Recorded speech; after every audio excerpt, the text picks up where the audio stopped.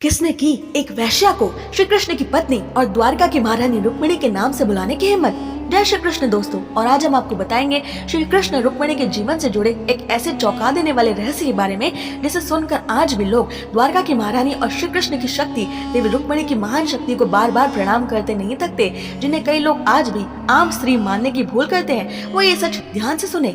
दोस्तों, एक दिन जब श्री रुक्मिणी कृष्ण के बेहद खास प्रेमी भक्त संत तुकाराम अभंग यानी भगवान विठल की स्तुति गा रहे थे, तभी पंढरपुर के उस समय की सबसे सुंदर कन्या जो एक वैश्या थी, वो तुकाराम के पास आई। उसकी नजर काफी समय से तुकाराम पर थी, क्योंकि उनसे एक अलौकिक तेज निकलता था। उनके अंदर शक्तियां या सिद्धियां हैं, ऐसी बातें भी प्रचलित थी। इसलिए वो वैश्या तुकाराम को पसंद करने लगी थी, क्योंकि वो आम पुरुषों जैसे नहीं थे। जब तुकाराम ने अपना अभंग गाना पूरा किया और सामने बैठी उस वैश्या स्त्री को देखा तो उनकी आंखें चौंधियाने लगी। अचानक उनके चेहरे के हाव भाव बदलने लगे। वो वैश्या घमंड में मुस्कुरा उठी कि आज तो तुकाराम भी उसकी सुंदरता के शिकार बन गए, पर उसे पता ही नहीं था असलियत कुछ अलग और रहस्यमयी थी।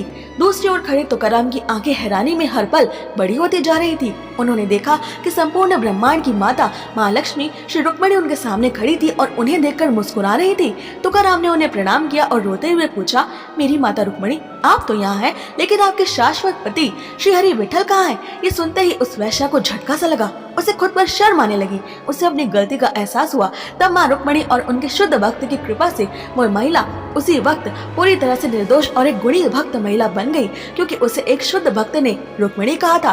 अब उसे एहसास हो गया कि हर जीव की तरह उसमें भी महाशक्ति रुक्मिणी देवी के अंश है, और वो भी उन्हीं माँ रुक्मिणी की खोज में निकल पड़ी। दोस्तों, इस लीला में तुकाराम ने जानबूझकर उस स्त्री को रुक्मिणी नहीं कहा था। सच में तुकाराम को एक अज्ञानी और बुरी मानसिकता वाली महिला से बचाने के लिए माँ रुक्मिणी ने वहाँ खुद प्रकट होकर तुकाराम को अपने महाशक्तिशाली रूप के दर्शन कराए थे। इस पूरी लीला में श्री कृष्ण नहीं है, क्योंकि जब बात भक्त की रक्षा की आती है तो माँ रुक्मिणी श्री कृष्ण को भी छोड़कर अपने भक्त के पास दौड़ पड़ती हैं। ऐसे ही और रोचक अनसुने तथ्य जानने के लिए सब्सक्राइब करें।